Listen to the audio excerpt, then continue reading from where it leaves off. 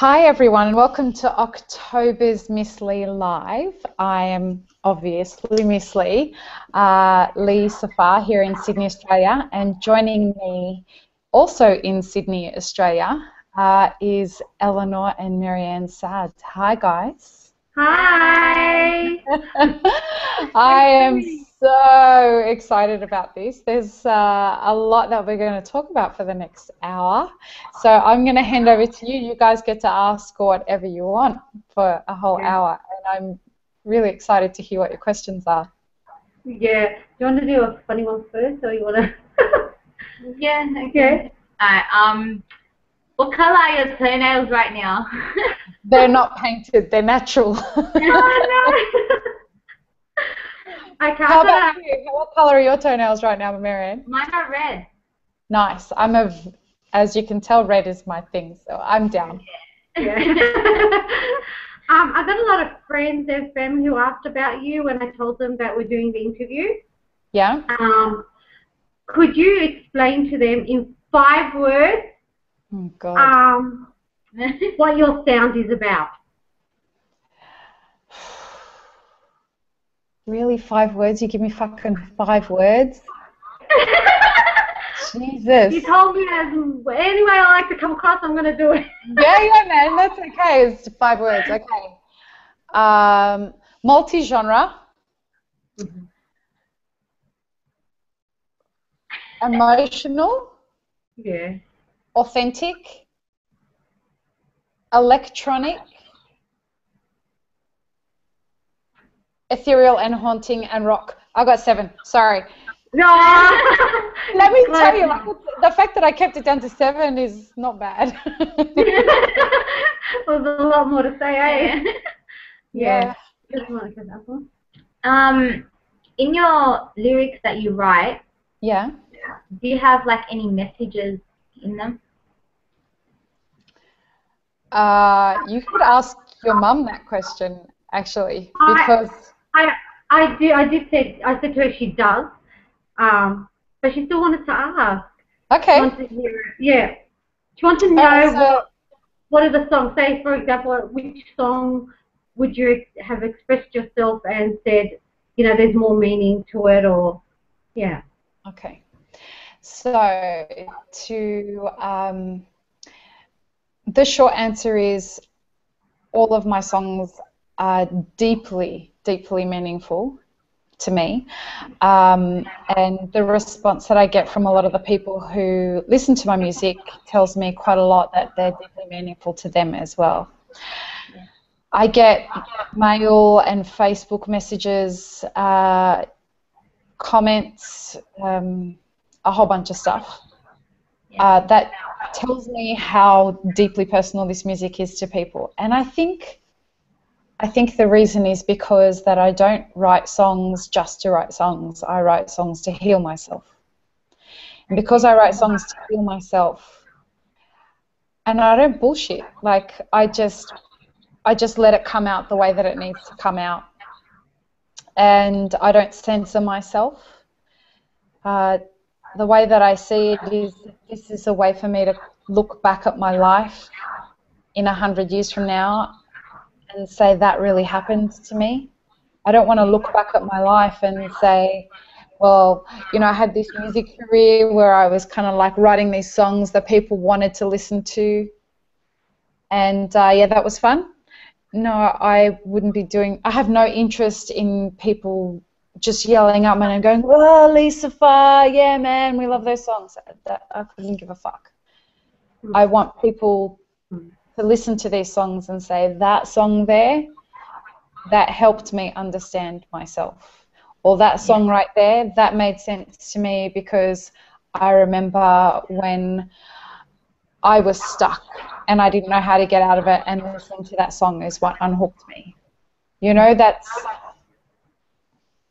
that's kind of why I think my music is so penetrating to so many people and polarizing. There's one song, Sweet Angel. I can't tell you how much mail I've got from people telling me that they, you know, held their children so tightly after hearing that song. it's a song that just makes people heave with tears. It's not just like, oh, they cry. They heave with tears. So to answer your question, yes, it's emotional music. Yeah. Yeah. Do you have favourites from your songs that you do at different times? You know, at different stages in things that are going in your life? Very much so. At the moment, all the piano stuff that I'm writing, I'm listening to obsessively. Amazing. Amazing. I love it. Thank you. Have you heard the latest one? Yeah, I did. Is it Patience? Yeah. Yeah. That was awesome. Thank you. I really like, I think for me, because I'm doing a lot of my artworks and I need that kind of music. And I've never found anyone to compliment while I draw. But I found you did. And it was Awesome. easy and it was coming. Yeah, I was not interrupted in my thoughts, but it was flowing through. So it gave me a good sense to keep going in my work without feeling that I have to break up. I've got to press a button to change the song because it ain't working for me. Where, you know, the piano. And I have my son MJ, he flipped to your music. Wow. Yeah. So it's very peaceful music. It's, I gotta say, it means so much to me that it's something that people are hearing and engaging. There are a couple of artists. To be honest with you, this music is connected. By this music, I mean the piano pieces, the stream of consciousness piano pieces that I've been releasing. It's been connecting the most with other artists. Other artists are hearing it and going, "Fuck, that makes sense to me." Whether it be other artists who are writers or drawers or musicians or whatever, they hear the intensity in it, and it's really surreal to me to be creating music this way and releasing it, like putting it out there, because it's my favorite way to make music, but I never put it out there really. I did it once back in LA. A few years ago, and then this year, just a couple months ago, I decided I was going to start, I would do it again, just once. And then it kept happening and kept happening, and now we're up to 7 pieces. So yeah, it's amazing. A couple of people. Yeah, and they're all different. Yeah. I can't believe that you even did it on your own, like you've just self-taught. It's amazing. But you know the strange thing about it, like, and this is weird to me as well as it is to people who I tell this to. The process that it happens by, I'll be just doing shit, whether it be music business or the dishes or other work, because I'm always working. I'll be doing something like that, and then all of a sudden I get inspired. And I call that my higher self turns up. And man, when she turns up, she turns up. Mm. And I have to drop what I'm doing right then and there. And so I go to Henry, my piano, and turn him on and grab my laptop and plug it in, because the commitment that I made to you guys is that I'm going to record all of these and post them exactly as they happen. Yeah. So I listen to them once before I post them, but once she turns up, and I call her she, once inspiration turns up, she doesn't let me do anything else. And yeah. I just press record, take a breath, and just play. But if I try and do that when she's not here, it sounds fucking terrible. Yeah, it doesn't work. I can't play it. I can't play the piano like that.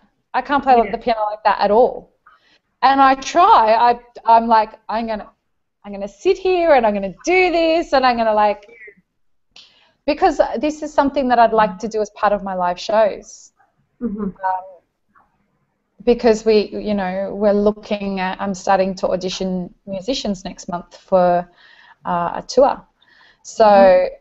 Oh, when's that happening? We're going to reveal some stuff tonight. We're not going to reveal everything tonight. This year has been such a busy year. Such a busy year, but a busy year of planning. So, funnily enough, this year has been us planning the next 3 years. Wow. So, Yeah. A lot of planning, let me tell you. There's a lot of really, really cool stuff on the horizon, but I'm not going to talk about the tour per se, but just know that there is some live stuff coming up. Yeah, I'll be excited. I'll be right there behind you.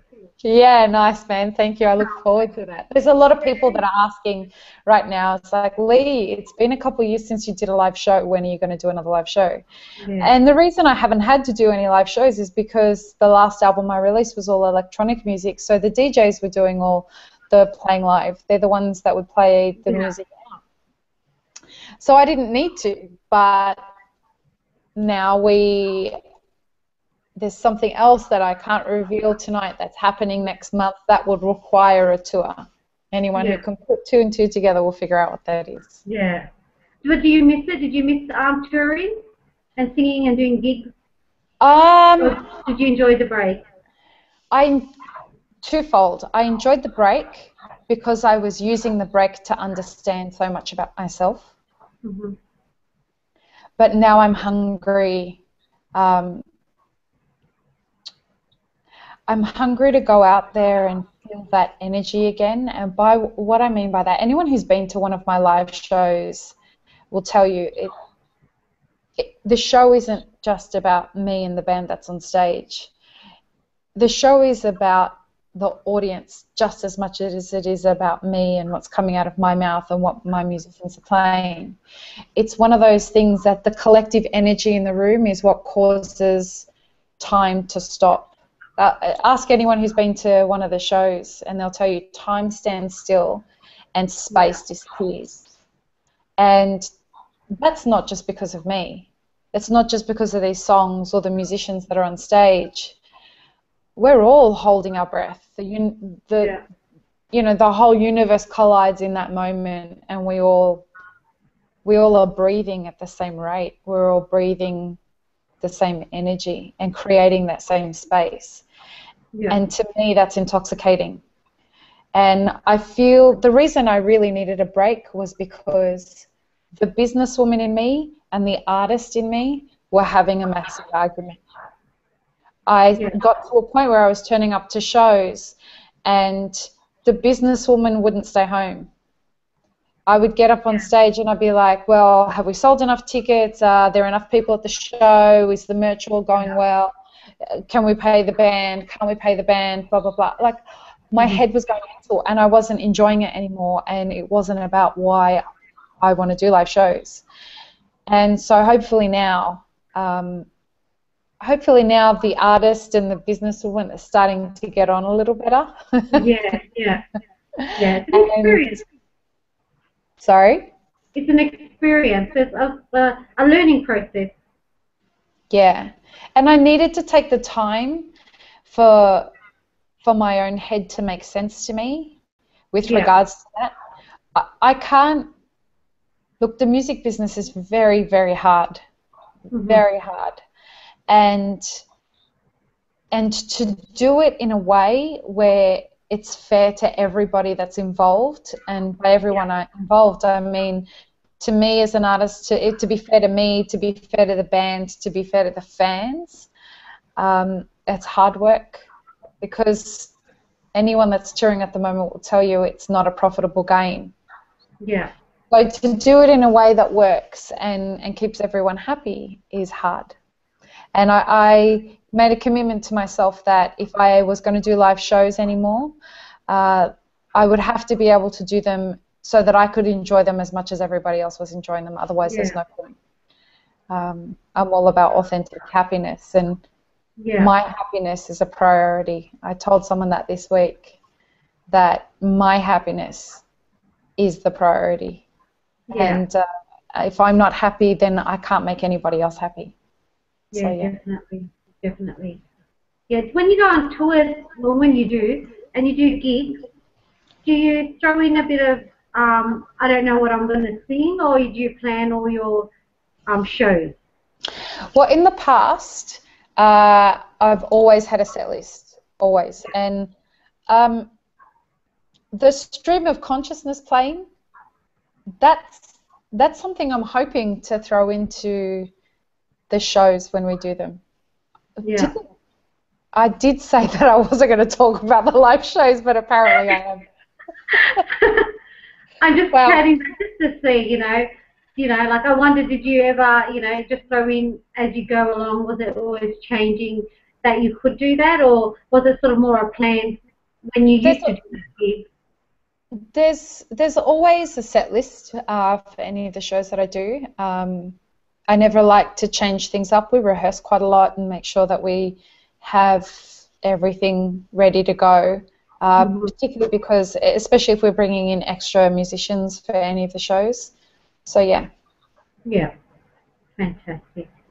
All right, I've got, 3 things, only 3, you can't live without.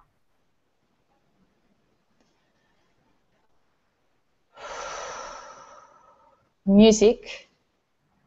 Yeah, we knew that first one, yeah. We were guessing what you would say, so. Wow, that's a really good question. Music. That's it. Oh, I get that right. Yeah, she said she'd only say music. Really? No. That was.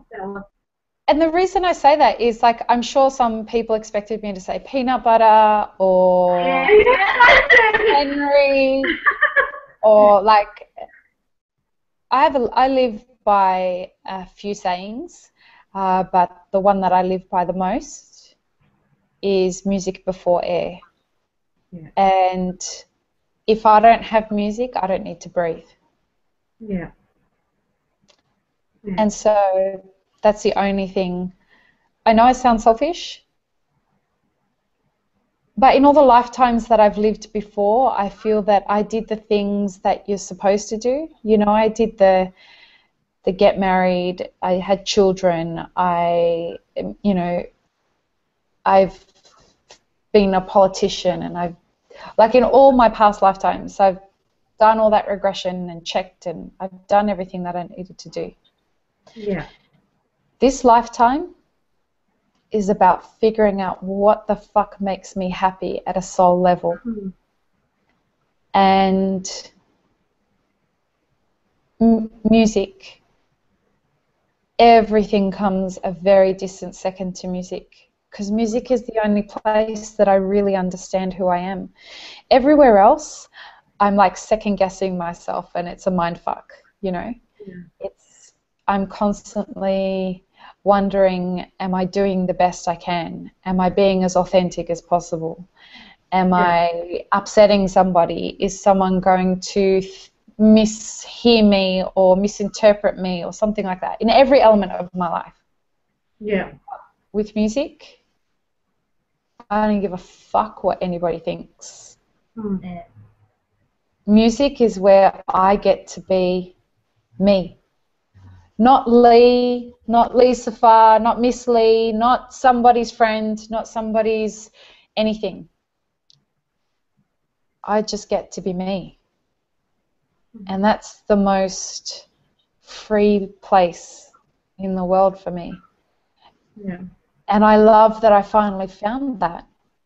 And I feel that this lifetime was all about me understanding that, and the rest of this lifetime is about taking that feeling and having it penetrate through every single part of an element of my life, and inspiring other people to have that as a goal for their life. Yeah. So, yeah, music and nothing but music is the only thing I can't live without. Yeah. Nice one, Maryanne. Your turn. What's your biggest phobia, or any of your other phobias? Nothing. I don't have any. Nothing? Not scared of spiders? No, I have fears. I have, but I don't know what they are, because every time, the thing about living an authentically happy life, and Eleanor can attest to how much work I've done on addressing my fears. Yeah. I used to live a very safe life. I used to, I was ticking the boxes like crazy. And I thought I was happy. I thought I was really, really happy. And I pass no judgment on anybody who does that ticking the boxes thing. But the reason we tick boxes is so that we can get safe. And if we're trying to get safe, it means we're fucking terrified of everything. Mm-hmm. Artists and people who live authentically happy lives have no interest in being safe. We don't look to be terrified all the time, but what it does mean is that if a fear does come up, then we with confidence know, and we're excited about it. We're excited about being free from anything that holds us back from being as authentic as we can be. We're the kind of people most people are terrified of. Yeah. They don't know what they're going to get when we come out. Yeah, exactly. Yeah. Yeah. What's something that's happened to you that's really embarrassing? Like you think. What was the last bit of that? What's the most embarrassing thing that's happened to you? Fuck. What was I thinking of this today? I swear I must have heard you come up with this answer, this question. The most embarrassing thing that's happened to me. I think I fell over. I mean, I'm not going to tell you the most embarrassing things that have happened to me. I just made us laugh completely. An embarrassing thing that has happened to me is that, oh, fuck. I don't get, well, yeah, I do get embarrassed easily. I fell over in a nightclub once. And you what? I fell over in a nightclub once. Oh no! And my husband at the time just stood there and laughed at me. I'm like, fucking help me out. What are you doing? So yeah, that's an embarrassing thing that happens to me. Yeah. It's not cool to fall over in a nightclub in heels that you can barely walk in. Yeah. The good old days. And then it happened a second time in a club in Hollywood, which was even worse. Yeah. That's probably the most embarrassing thing to talk about that happens to me. So yeah. Wow. iPod Shuffle. What's on your list at the moment? What are you listening to? Let me tell you. Yeah. So right now, I am the artist I'm listening to the most at the moment is Bill Withers. Maryanne, I'm sure you have no idea who that is. Yeah, I have no idea. And when she's gone. The guy who originally sang that. You don't know that song? No. Oh, wow. Okay. I'll have to type it for me and I'll have to have a listen. So I'm listening to Bill Withers. I'm listening to Marlena Shaw.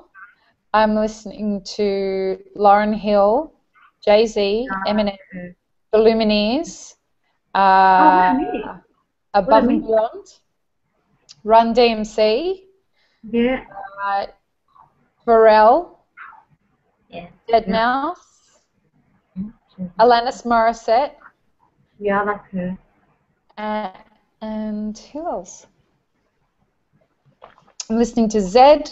I'm listening to B.O.B., Radiohead, and Above and Beyond. Wow, what a great mix. Yeah, and some Chopin. Yeah.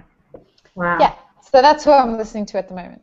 Yeah, and do they inspire you, or you just love to listen to those, or are you looking at anything through those? Like, you know, when you listen to something, it gives you a feeling to write, or is it just that you love to listen to them? I rarely listen to music. Yeah. And the reason is because I get inspired by everything I listen to. Yeah. And so I literally don't have enough time to be inspired all the time. Yeah. Wow. And I know that sounds like, oh, wow, what a fucking terrible problem to have. I know. Do you want to pass some over? Yeah. Because I struggle sometimes. I find the best way to get inspired is like the more fear you move, and that's the thing. Like when people say to me, what do you think stifles creativity? I'm like, fear. Yeah. Like that, if you're scared of saying something, if you're scared of understanding something about yourself, that's when you get it's like you're stifled with your creativity. And what I tell artists to do whenever someone says, oh, what do I do if I'm like got writer's block or something like that? I'm like, just write anything. Just grab a piece of paper.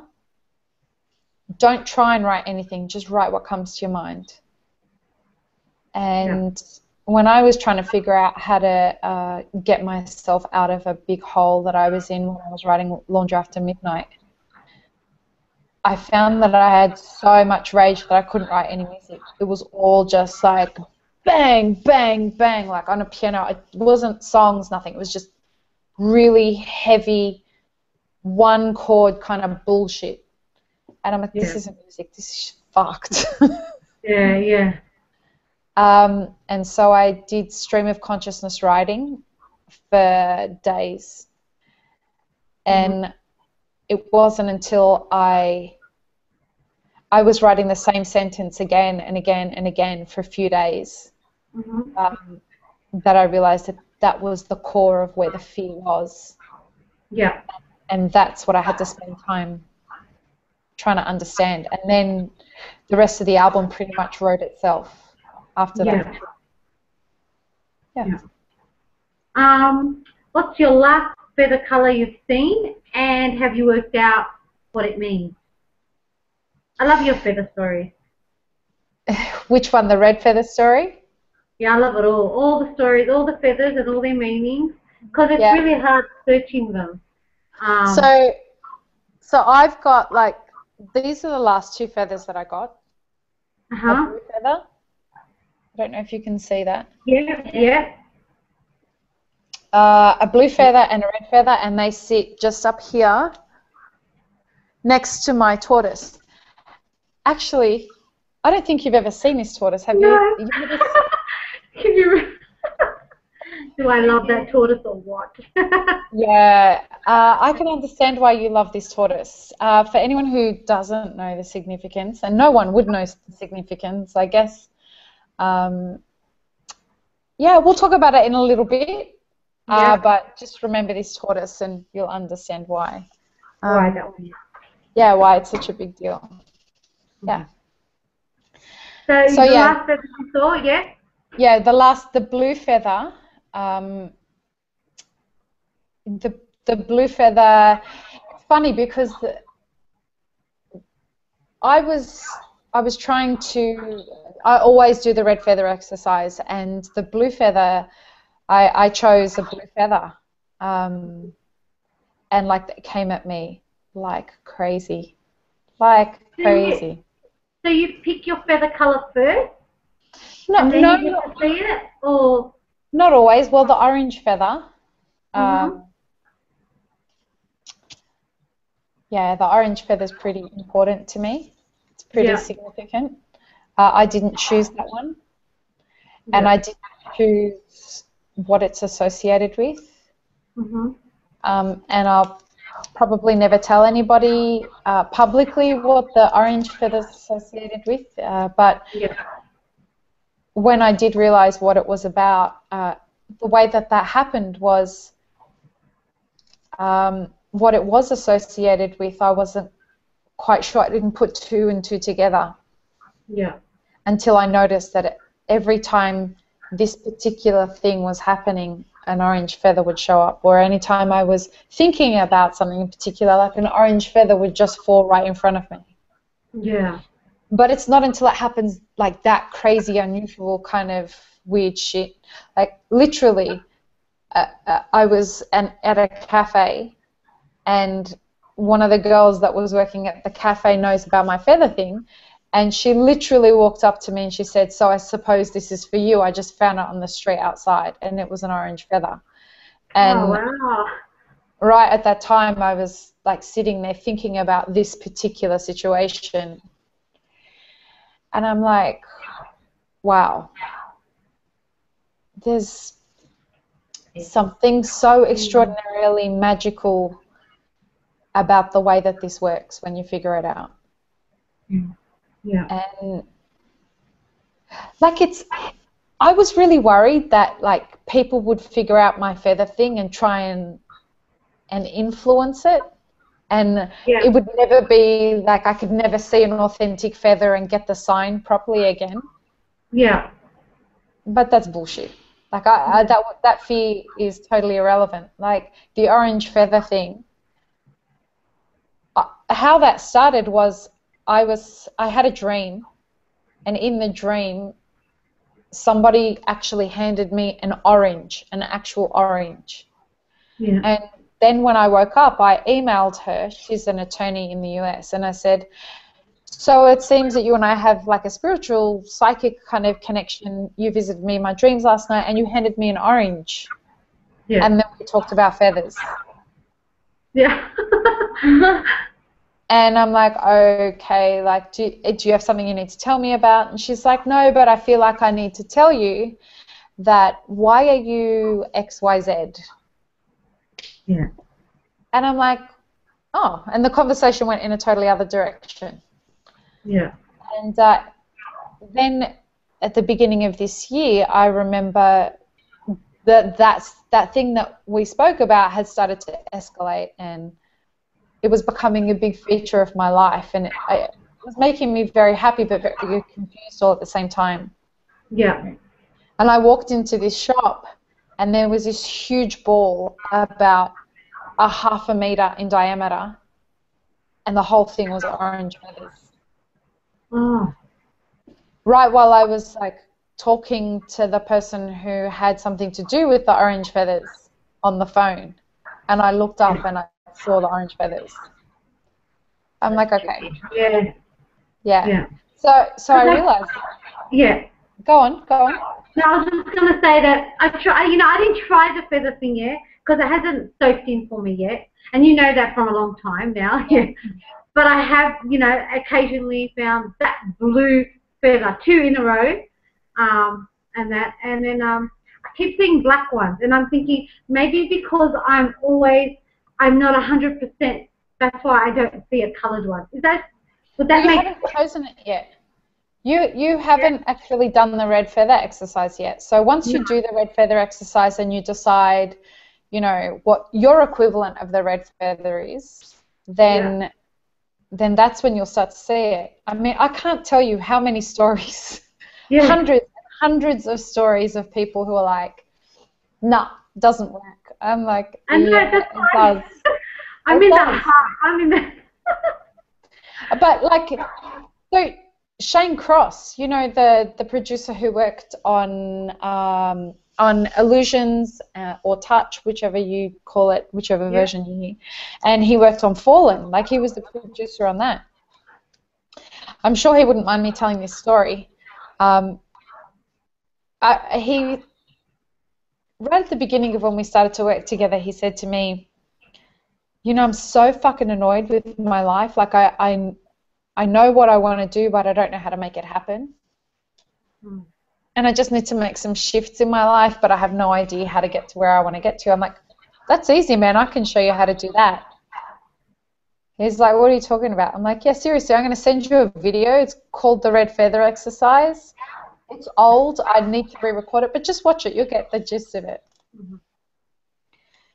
So he watched it, and he called me straight away. He's like, you know what? This is such horse shit. There's no way this can happen. I'm going to prove to you how it's not going to happen. Yeah. Hopefully I can get this picture up. And he's like, I'm going to prove to you how it's not going to happen. I'm like, how? He said, I'm going to choose something that I've never, ever seen in my life before. So even if I did see it, I wouldn't know how to recognize it. So for anyone who doesn't know what the red feather exercise is, it's a way of proving to yourself that everything that's in your life is because of what you choose. And you have to do that by establishing a baseline. So when I was trying to figure out if this whole thing was real or not, I decided I was going to choose a red feather. And I came up with the red feather exercise after reading a book that said there's a difference between choosing something and wanting it. I'm like, and my background is science. I have a degree in genetics. So for me to believe this kind of stuff, I have to be testing it like crazy. So I put a whole scientific experiment around it with a, an aim and a method and a hypothesis and blah, blah, blah. I'm a big nerd that way. And so I said, I'm going to want a red feather. And I wanted a red feather and wanted a red feather and wanted a red feather. The red feather never showed up. And then I decided, hey, we'll try the other one. I choose a red feather. And within a couple of weeks, I was coming out of the coffee shop I was working in at the time. And this little boy was getting on a bus. And it was like a real little boy. He was holding his mother's hand. He turned around, got off the bus, ran up to me, handed me a red feather, smiled, and ran back to the bus and got on the bus with his mother. Oh my God. Yeah. Like I smiled and then burst into tears. Yeah. I'm like, wow, there's something to this. And then I thought, I'm going to test it again because that's what a good scientist does. Yep. And I didn't change any of the variables. I just said it again, I choose the red feather. And not long after that, my best friend at the time called me up and she's like, dude, I need to come see you. I've got something for you, but I don't want you to take it the wrong way. Yeah. Come over. So she came over and she's like, so I was walking past the $2 shop and I saw this and I tried not to buy it, but I felt like I had to go back and buy it. And I'm like, well, okay, what is it? And she handed me a red rose. That red rose, in fact. That's the red rose. Yeah. And I'm like, okay, why the fuck are you giving me a red rose? She's like, I have no idea. Yeah. And then I looked at the petals, and the petals on that red rose are red feathers. Oh, my God. Yeah. That's amazing. Yeah. Wow. Yeah. So it's choosing. So you got to choose it. Yeah, and does it have to be a feather, or does it have to be something else? Anything. So to finish the story with Shane, so what happened with Shane was, I'm like, so what did you choose? Yeah. And he's like, I chose a blue duck egg. I've never even seen a duck egg. I wouldn't even know what the fuck a duck egg looks like. So if I saw a duck egg, how would I even know that it was a duck egg, let alone a blue one that showed up? Yeah. I'm like, look, all I can promise you is that it will show up. Your job is to make the choice and then look for the opportunities. So you just need to keep an eye out for it. Yeah. I swear, the next morning I got a text message from him. And he's like, you are not going to believe what I've just seen, sending you a picture right now. And what had happened was he had come out of his lecture theatre and in front of him on the glass was a row of stickers of a blue egg with a blue duck inside it. Oh, that's incredible. Yeah. And he was like, is that even possible? He's like, all right, I believe you now, I'm listening. I'm like, I'm telling you, dude, like, no matter how many times I hear people say this fucking red feather exercise is bullshit, and every single time somebody actually does it, they always come back and go, oh my God, it works. I'm like, yeah, it works. I've been doing it for like 8 years now. This is why I have an extraordinary life. So, so you just pick something that is an object that doesn't mean anything to you. So something that you don't have an emotional connection with. So you wouldn't pick a puppy because everyone loves puppies. Pick something like pick something like a bobby pin or or a candle or something that you don't have any kind of a connection with. Because if you have fear about something or an emotional connection to it, it will create space between you and that thing. And then you pick it in a color that you've never seen it in before, or you rarely see it in before. So you wouldn't pick like a green turtle, because all turtles are green. But you pick like a purple turtle. Yeah. One person picked an orange zebra, and she called me. She's like, you know, this fucking red feather thing is so frustrating. I'm like, why? And she said, because I picked my thing, and then I think I saw it, but it wasn't clear, so I don't know if I saw it. So this is now I'm in orange.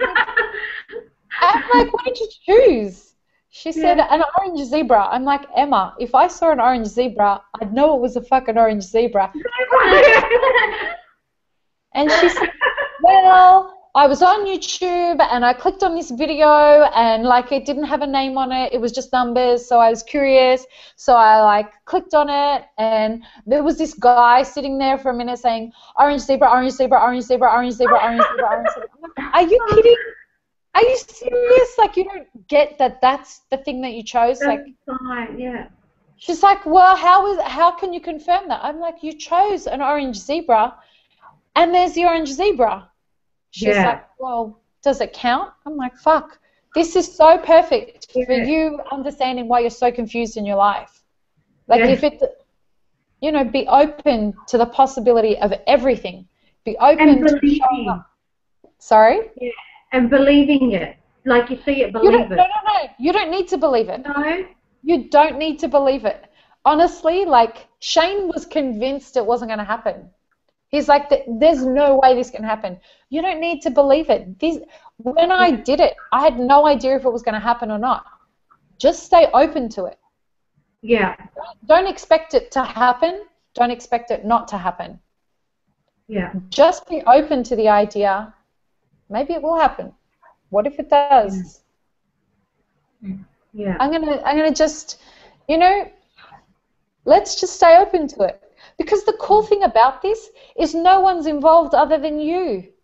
Yeah. So it's why you can trust it. Like, if you can choose a red feather and it shows up, and then you can choose a purple elephant and it shows up, and then you can choose a rainbow colored zebra and it shows up.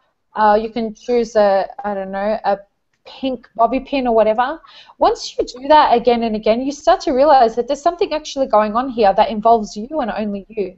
Yeah. And that's something you can trust. Mm-hmm. You know, it's not somebody else's words. You were involved in that and nobody else was. So then what you do is you start to do things like choose a free coffee and see what, if it doesn't show up, the idea is to look at what the fear is around that. Have a look at, well, do I have issues with coffee? Do I have issues with, well, nobody would want to give me a free coffee? Do I have issues around money? Do I have, you know, it's those kinds of things. That's when you can start to address the fears. So people who live authentically happy lives are all about understanding what the fears are that exist in their life and getting rid of them by addressing them and healing them and growing from them so that they're free. You know, we get rid of drama. We don't welcome drama into our lives. It's, anyway, you know, it's all that kind of stuff. Yeah. I'm going to go in a different direction. Do you like to travel? Favorite places? My favorite place to travel is anywhere on my own. But I have a feeling that there's going to be a lot of travel over the next few years. I love, my favorite place in the world, I guess, is the Middle East. I have a real affection with the Sahara Desert. I don't understand it, but I'm sure it's a past life thing. And the Sahara Desert is my favorite place to be. Weird, cool shit happens to me every time I'm in the Sahara Desert, and I'm a big fan of weird, cool shit. Yeah. Well, that's a different destination. Yeah. Yeah. What about you? Do you travel? Do you like to travel? I love it. Yeah. Anywhere, everywhere. Yeah, you just got back from Fiji, didn't you? Yeah, I did. I loved it.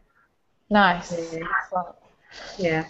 I just like to explore. So, and it doesn't have to be, really fancy or, I just got to be feeling good about it wherever I am. Yeah. Yeah, nice. Nice. Yeah. So, Yeah. so go on. Go with the next question. No, you are. Did you want to say? Did you want to ask anything? No. Yeah. No. All right. No, go on, Maryanne. Ask. Yeah. You want to ask her something?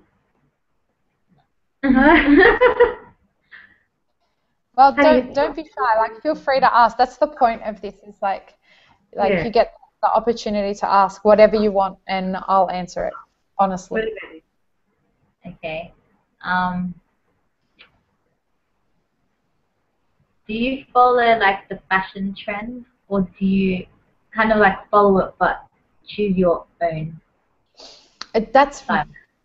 It's really interesting that you asked that, because right now, like the last few years for me have been a big exploration of the idea of how we show the world of ourselves influences the way that they see us, and fashion plays a big part of that for me. Yeah. And so I pay attention a lot to the fashion of what people around me are wearing. And I try and understand, like, I love watching people. Oh my God, it's almost like it's wrong how much I love people watching. I know. I'm a big person to that. Yeah. Yeah. I'll like happily go to a restaurant. Like, I love eating like at great restaurants and different restaurants. And I'll happily go on my own just so that I can people watch. It's really inspiring to me to watch people when they don't know that they're being watched. I'm sure that there's a sickness in there somewhere, but who cares? I'm an artist, so it's free to do whatever I want. But the idea is that I'm a weird shape for a woman, like, I guess, because I have a big booty and I have big hips, so I have an hourglass figure. Big boobs, big hips, little waist. And I've been self-conscious my whole life, and I'm working very, very hard. Over the last, particularly 5 years, I've been working very hard at just being okay with being me. Yeah. Fashion plays a big role in that, particularly because I put myself in a position where, I'm going to, I'm in front of people, not just in my music life. I have a music entrepreneur show. And so every week I'm live on my show. And as that grows, I'll have more of a presence in the music industry on the business side of things. Already that's growing next year. We'll be going to LA a lot for the music business side of things. Yeah. And next week we're in Melbourne to make a massive announcement with a virtual reality company that we're partnering with through the Music Spring and through my record label. So all of these things are things that put me in front of big crowds of people, and they're looking at me. And so I guess this leads really well into the reveal that we've got for tonight as well. For me, fashion is about having the clothes that you wear, having the jewelry that you wear, having the makeup that you put on your face, and the way that you cut your hair, and the way that you walk, and the shoes that you wear. Everything that you do needs to say something about the way that you feel about yourself. It needs to say something about who you are inside, and it needs to say something about what you're proud of. And for me, there are a few things over the last couple of years that have really started to represent that for me. Red feathers, obviously. Skulls are important. Eleanor, you and I have talked extensively about skulls. And people, my mum does not like the skull thing at all. She's like, do you really have to have that as a part of the thing that you keep talking about through your branding? And I'm like, listen, for me, when skulls started getting really popular, I was like, ugh, skulls. But when I started to understand the psychology behind skulls, what it meant to me was authenticity. To me, once you remove the skin, you remove the mask, the skull is what's left. Yeah. And I set about trying to find a way to make these skulls beautiful. Yeah. So skulls are a big one for me. Red lipstick is a big one for me. And why that's a big deal for me is because once I started to wear red lipstick, I felt that I was making sure that my words and my voice stood out to me, not to anybody else, but what I was saying when I started wearing red lipstick, which was only last year, I was defining that my voice was going to be important to me. And that was a big deal. That really was a big deal to me. Wearing clothes that don't hide my body and like kind of make me swim like I look like a tent. I'm not an overweight girl. I'm not a thin girl. I have a voluptuous body shape. I refer to it as a Renaissance figure.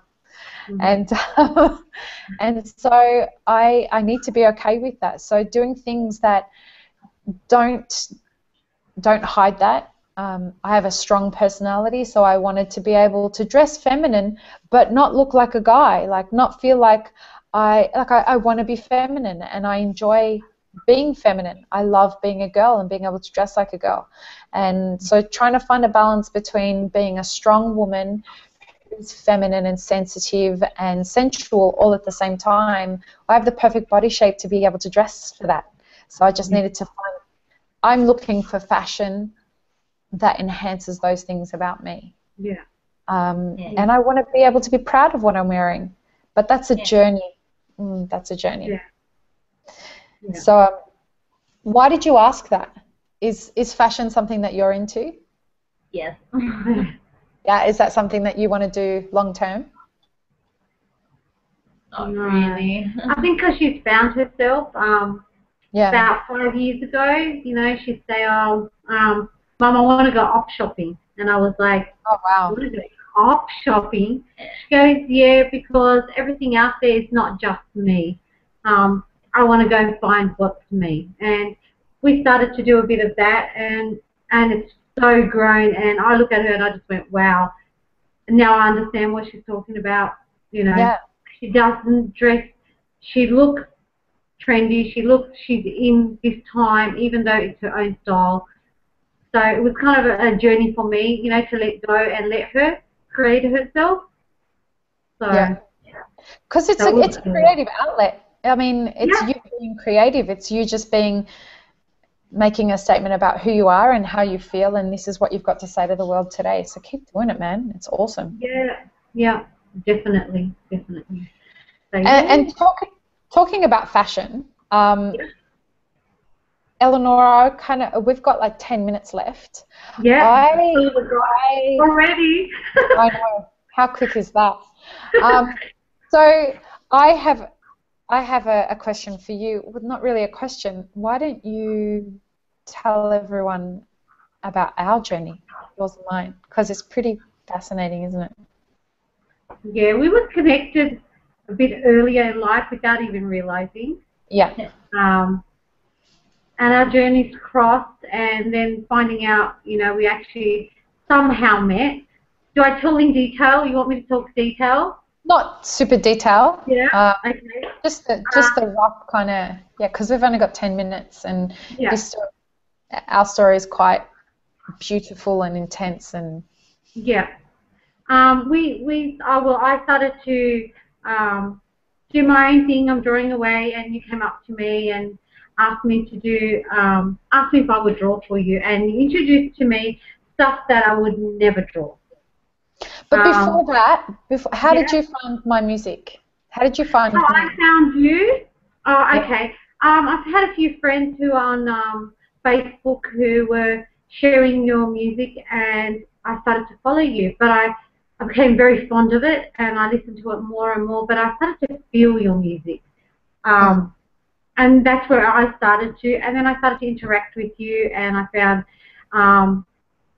I kind of hit sort of the same level as you in some of the things that and I started to feel comfort, and I came out of my zone where I was a bit uncomfortable and exploring things I thought I knew but I didn't know.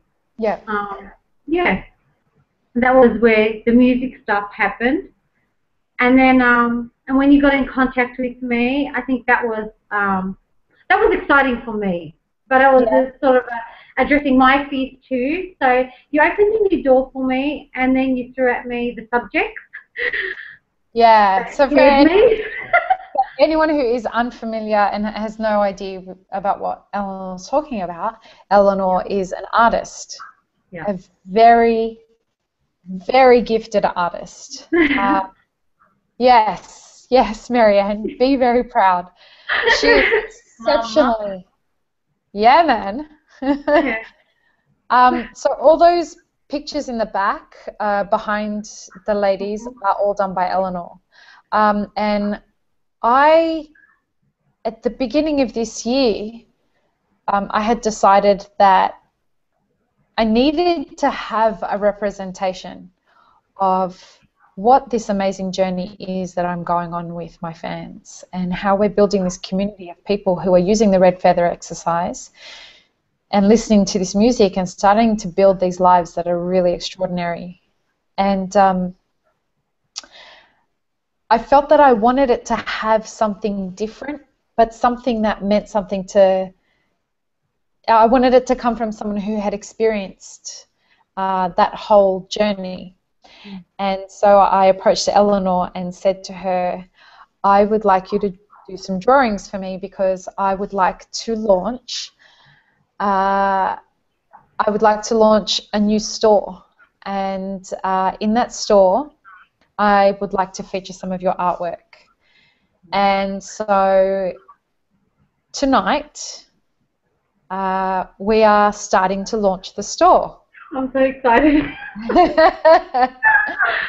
And for the next 5 days, for the next 7 days, sorry, the store will only feature the clothing line that we are calling the Red Feather clothing range.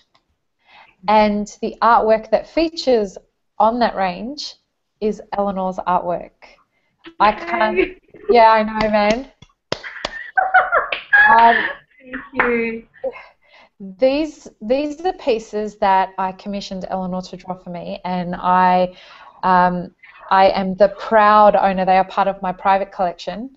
They are the first pieces in my private collection, and I believe there were how many? I think there's 5. 1, 2, 3. Yeah, there was 5 pieces. And tonight I'm only going to show you 2 of them. So this is the red feather. This is the original, and these are going to be framed and hung up here in my apartment. So this is the red feather.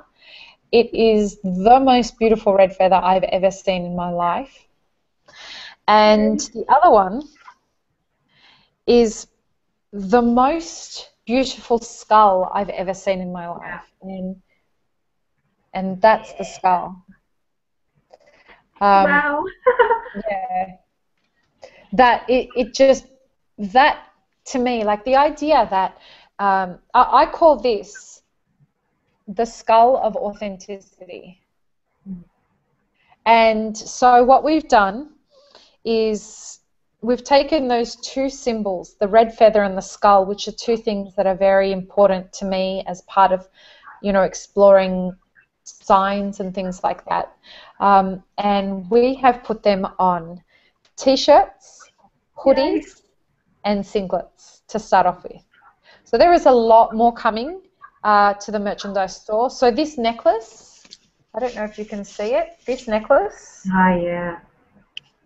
It's whole skulls. So this necklace will be available in the store, and the feather ring that people have seen me post about over the last couple of years, so many people have asked me if I can start making that ring available. So that's currently in LA, that ring. It's been shipped over there. It's been custom made. and we will have only 150 of those rings available. Also, what we're going to have available is Peace, Love and Peanut Butter pendants and Peace, Love and Peanut Butter keychains. We have red feather rings. We have feather pendants. We have a lot of stuff coming, and it's all going to be revealed over the next couple of months. We're going to get as much of it as we can up in the store by the end of October so that people can order in time for Christmas. There are really cool peanut butter things coming down the pipeline, but that won't be till next year. But this year there's been a lot of work gone into this by my team and I, and a lot of merchandise people all over the world have worked very hard to make this happen. So for the big thing that we want to say is that the clothing line that will feature these two pieces of artwork that Eleanor drew, these ones, the hoodie, so it's a black hoodie, it's a white singlet, and it's a men's and women's black or white fashion t-shirt with each of these symbols on them. They are now available for pre-order for the next 10 days, 20 days. You can pre-order those for 20 days. We will start shipping those on the 3rd of November. They will start going out. And my website was hacked this week. It was quite a malicious attack, so we haven't updated we haven't been able to put the store back up on the website, but it is available on my Bandcamp page. And if you just go to lisafar.bandcamp.com/merch, we'll be posting the links all over social media. It's live right now. So you can go and pre-order any of that merchandise and support Eleanor's artwork, support my artwork and what we're trying to do. The reason we've launched this store is because of the upcoming album Love and Other Delusions. The project's going to cost $1.3 million. It's the first time we've ever said that number publicly. $1.3 million is what it's going to cost to make this album, and we need to raise some serious money to make that happen. So if we give you the merch that you're proud to wear, the thing is, and when Maryanne, you asked that question about, you know, what is fashion and why do I pay attention to it? When we were looking at creating this range, it was the idea that what can we wear that is an emblem and a symbol of who we are? You know, the red feather is really important to me, and it's really important to the people whose lives it's shifted. And the skulls are a representation of our authentic self. So I wanted to create a range that people would be proud to wear as though they were wearing it as a symbol that says to them, yeah, man, I rock my life. I work very hard to make myself happy. And what will we, when you buy a piece of this merch, what you're doing is you're extending that, because you're helping fund the upcoming album that we're all going to co-write together. So it's a really exciting project, and so much coming. We've got all the other pictures that Eleanor has created, which is the Red Feather series. These prints will soon be available as well in the store. But you can't get these prints anywhere else. Like, Eleanor has incredible artwork, but she's committed to making sure that the Red Feather will only appear in the Red Feather series that will be released through my brand, my label, so which is very exciting. We're looking at doing some very cool things with that in the future, and my record label is so excited to be partnering with you, and so excited to see you as an artist, because asking you to do the skulls and the feathers was a total mindfuck for you, wasn't it? Yeah, it was so scary. I didn't even, like you said before, like, you know, your mum didn't like the skull. I didn't like the skull. I was a bit frightened from it. And then we had a good talk, you and I actually one day I posted on Facebook and I said, oh, it wasn't something that was a bit dark for me. And then we had a chat, you and I, and now I hashtag it Unmasked Beauty.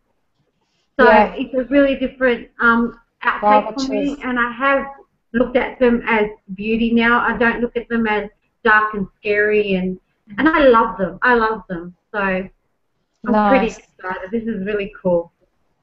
I'm so excited. I think it's the coolest thing, especially because I'm so proud of how they look. You know, it's something I'm so proud to be rocking these hoodies and these t-shirts when they finally come in. So for anyone who wants to check it out, go to leesafar.bandcamp.com/merch. It's up for pre-order now, and what you will get immediately once you pre-order is, and this is the only place that you can get this, those piano pieces that we were talking about earlier tonight, the stream of consciousness pieces. Yeah. They're on SoundCloud. They're on SoundCloud, but you can't download. There's no way you can download them. Well, when you pre-order one of these pieces, you actually get a download of the most recent one. You get a download of Patience. Okay, great. Yeah. So we're thinking that with all the new merch that we release, you'll get a different download of one of the stream of consciousness piano pieces. So, awesome.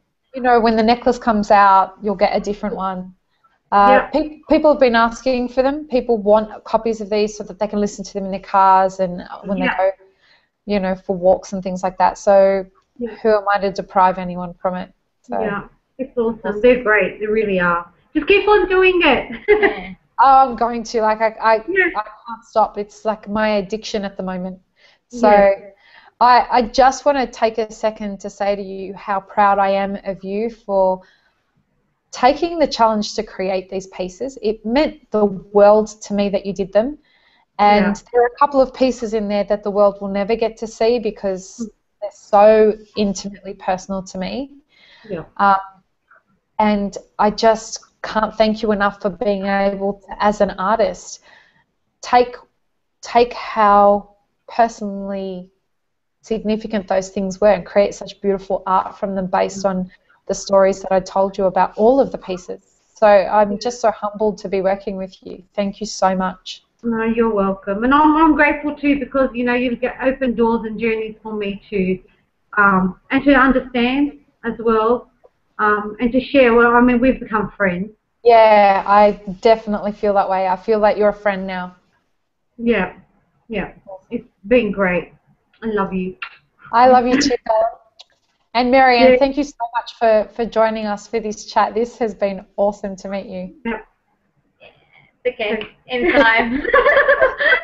Anytime. Let's do it again next month, shall we? All right, ladies, any last questions before we go? No, that's it. We've had a great night, and thanks for the chat. Thank you. Yeah. Thank you so much for joining me, and thank you again for being part of Miss Lee Live. And tonight was such a big deal for me because we were going to do this and because we're launching the store. You know, this is the beginning of the new album as well.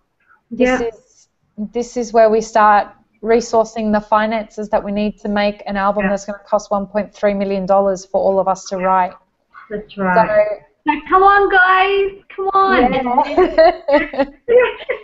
Yeah. So on that note, ladies, I will say peace, love, and peanut butter. Bye. I'll talk to you soon. Yeah. See ya. Bye, guys. See you later.